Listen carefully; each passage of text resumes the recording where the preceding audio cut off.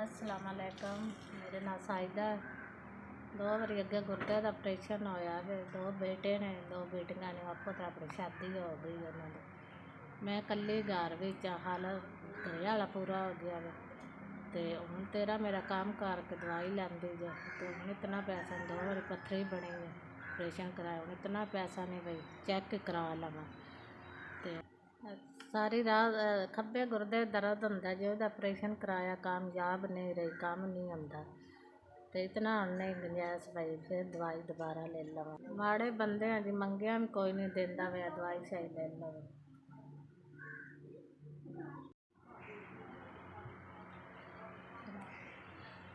मेरे पुत्रो शाला चौखा कमाओ, शाला जवानियां मान तुहाडा 5000 दिते कबूल हो गया, लभ गया। शाला चौखा कमाओ, तंदुरुस्ती दे, जवानियां मान।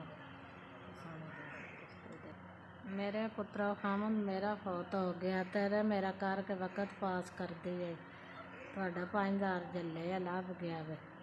अल्लाह शाला जवानियां मानो, शाला चौखा कमाओ, अल्लाह तंदुरुस्ती देवे जे, अल्लाह बाला देवे जे।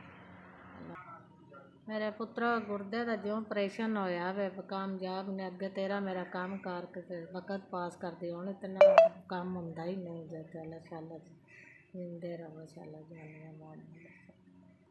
जेड़ा तुसा 5000 रुपया गलिया शाला जी वो डॉक्टर नूं मैं चैक करा लांदी, दवाई ले लांदी, शाला जी वो अगे मारला चौखा